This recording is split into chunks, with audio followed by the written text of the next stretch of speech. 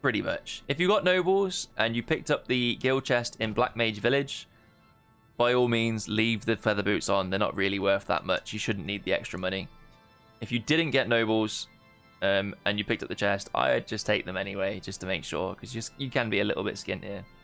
So, now comes the biggest menu in the game, and my favorite menu. You're going to start by putting Freya in slot 2 and Amarant in slot 4. You're going to go to your equipment. You're going to start with Freya, and you are going to put the partisan on her, because we're going to want to sell the trident. One of the reasons why we keep a lot of our weak weapons is so that we can sell them off here. We're going to take the diamond hold off. Plate mail power belt. Change over to Zidane. Take off his egoist armlet. L1 again. Optimizing Amarant. Taking off his wrist as well. For optimizing Steiner and putting on his broadsword. Then you want to go to your items, do an arrange. Before going finally to order and putting Freya in the front row. Talk to the Moogle from as far away as you can to avoid an additional check on the way out. Mog shot. Now, the way that I like to handle this menu is that you start on the pinions and you just go around and you keep pressing right until you've sold all the things that you need to sell. So the glass armlet is usually the only thing that you need to keep on this screen. You do need to keep the glass armlets. Everything else can go. You can arguably sell like the anointments and things, but it's not worth it really. So rather than so some people, what they do is they then scroll down a bit and they lurk and they start doing that. But the way that I like to handle this part of the menu personally is I L1 down and I start from the bottom and then I go up to down. So you keep these. There's only 3 hats that you keep: the barber, the mithril helm, and the cross helm. Don't sell those ones. Iron helm can go. So I'll work my way up. The golden pin can go. Both the berets. We're actually going to keep the mantra band and 1 Lamia's tiara. Sell the headgear. Sell both the mithril daggers. We're going to keep the jade armlet. Getting rid of the egoists. Getting rid of the magic armlet. Keeping the Enkai. Bronze are going to go. Thunder out. Feather out. Mages. Ritual. Dark. Red. And iron. Once we get to this part of the menu, R1 down again. And we can see the rest of our inventory now. So we no longer need the lapis lazuli. We can get rid of all of those.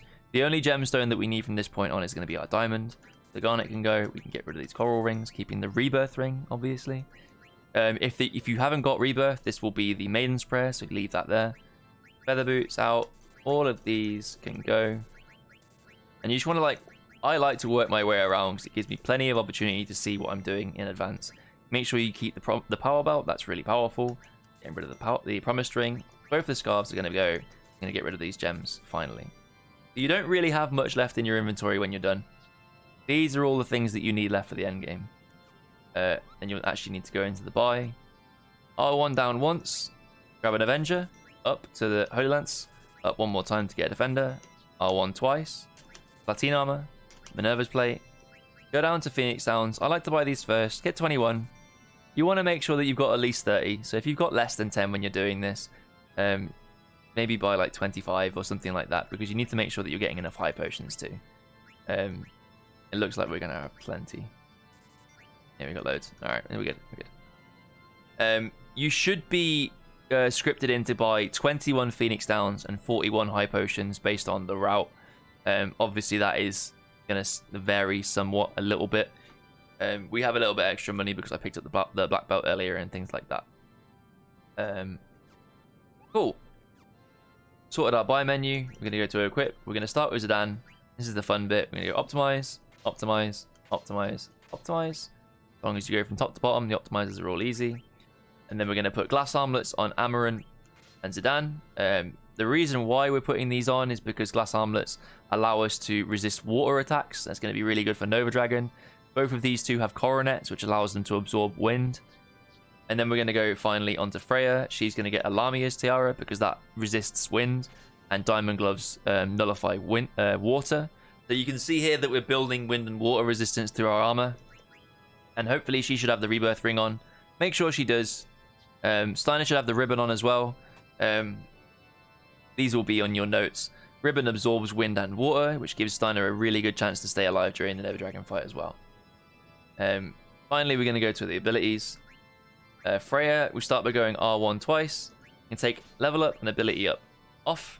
That's going to give us enough crystals to put on auto life. You can go straight up now and put it on, but the way that I like to do it, that saves a couple inputs, is you leave and you go to Steiner. We're going to go R1 down to counter, L1 accuracy plus. Earlier on, when you were fighting Melty Gemini, if you needed to take Maneater off, now's your chance to put it back on. Steiner's level 30. I'll talk about that in a moment. Amarant, we're going to go MP attack, third killer, down to Maneater, R1 twice. Locomotion turns on, clear-headed comes off, or counter goes on. So if you got the rebirth ring, Amarant is the only person to get locomotion. That means that he can't be stopped. So Garland casting stop, ideally they target Amarant. It can miss everyone else, but in rebirth it will never stick on Amarant.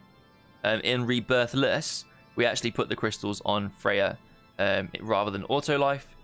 So she also can't be stopped during that encounter, just to make use of the crystals that we've got left over. Zidane, if you were a low level going into Shell Dragon, make sure you put Distract back on. We're going to press R1 once. We're going to go to Maneater, and we're going to put Counter on as well. You may be tempted to put Gamble Defense on. Don't. You fool.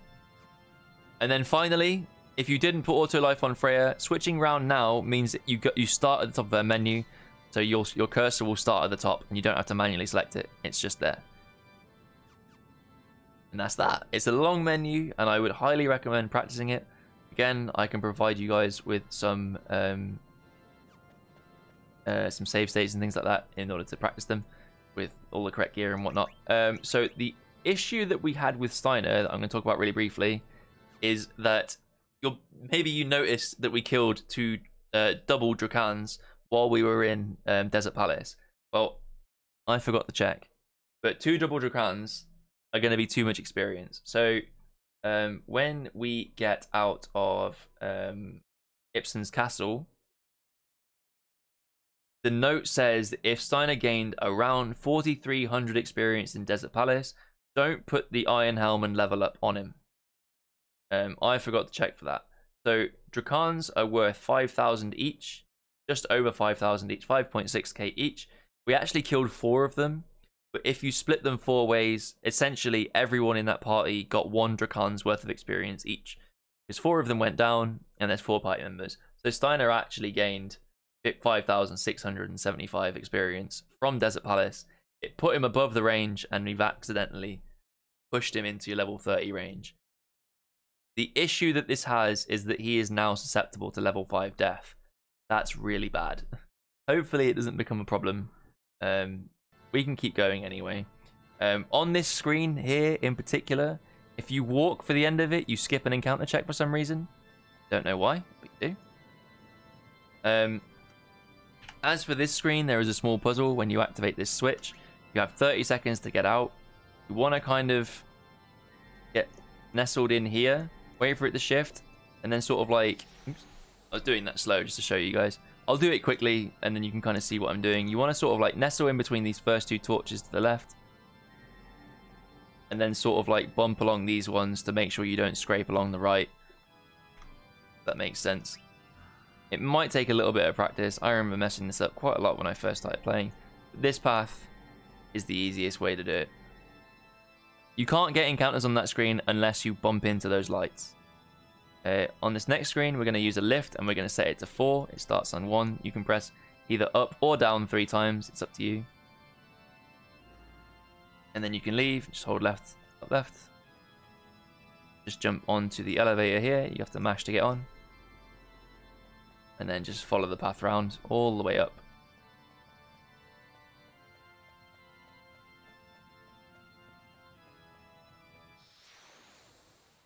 Counters aren't too uncommon here. If you take any damage, make sure that you heal before you go into the fight with the endgame bosses.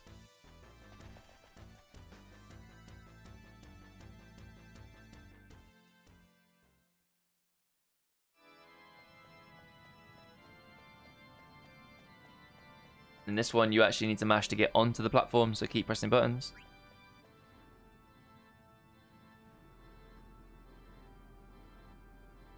Then you just want to follow this path round to the left.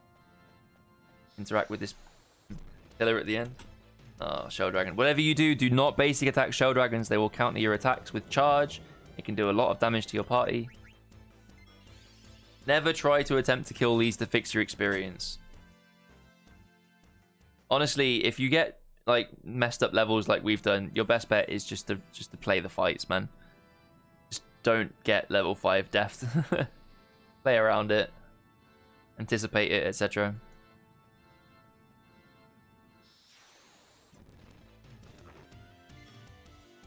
So usually Marlborough is opened by taking off. Oh, someone's actually casting a spell on us today. Alright, well, Freya's almost dead. Nice.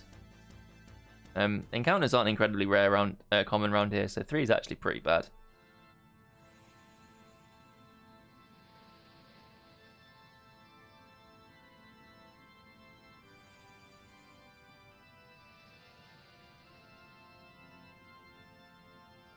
So there's a check mark just before you pass into the light, so I'm going to heal up. If you transed on Shell Dragon, you may want to ether here if you use any spells. It's probably a bit late to be talking about Shell Dragon now, but I'll cover him. I'm planning on doing some like trance fights and recording those and trying to figure them out afterwards, or something. But yeah, if you use an ability on that, then there's an argument for ethering Zidane there, but 89 is more than enough. So Silver Dragon is the first encounter that we're going to fight here. Everybody in our party has counter equipped, which means that if he uses Shockwave, we have something like a 20% chance to counter attack him or so. It's based on your spirit, so everyone's a little bit different. It takes 5 attacks to kill him. Once again, counters count for 2. He's got 24,000 HP, I believe. You really do not want to be going into the next fight with anyone dead, so try and play around that as well. If you can get any preempts, then take them. Otherwise, wait and see what he's doing. He's opening with Twister. This should be fine. No one really takes too much damage here. But I'm just going to queue some attacks. Yeah. Pathetic.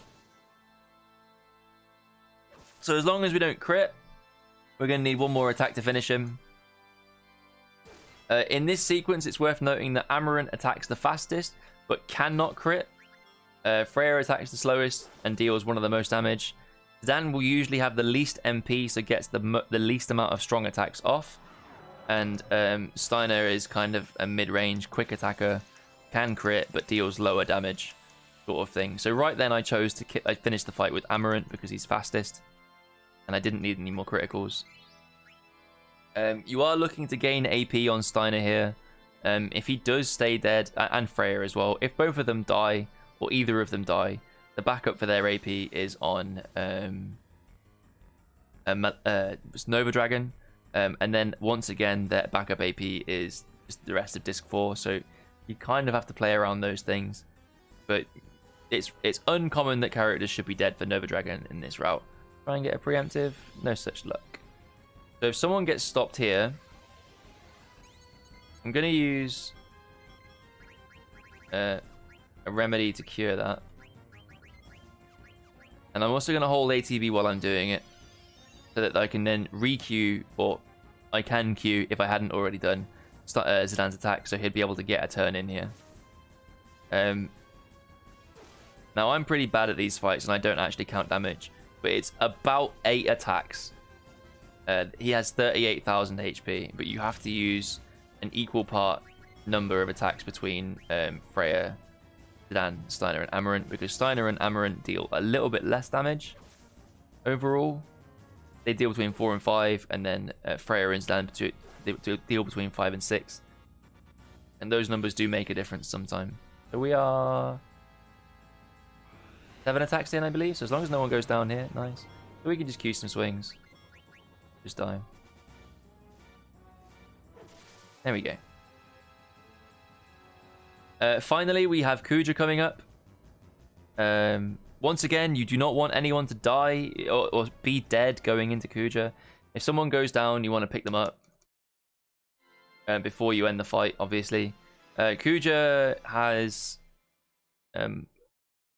an extra little bit about him. Obviously, between Garland and Kuja, you're not actually gaining any ability points, so you don't need to worry about picking people up for the end of Kuja at the very least. As long as he dies, he dies.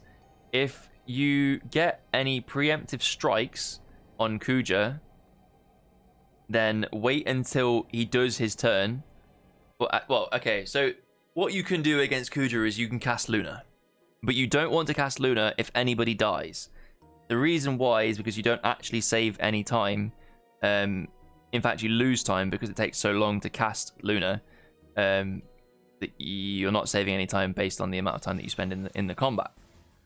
So, if you get a preemptive strike, if you don't get any preemptive strikes against Kuja, and nobody goes down, then you can cast Luna with Freya, and make sure that you hold ATB with somebody else. If you get a preemptive strike and he has his turn and nobody dies, then you just want to attack anyway because you're going to kill him in 2 turns regardless. If you get 2 preemptive strikes and somebody goes down, you can still continue to attack because you should still kill him in 3 turns anyway. So yeah, I think that's kind of the rule behind it. So we're going to see. I'm going to try and get a preemptive with these 2, actually. Maybe we got it. Yeah, so we should just be able to continue attacking here.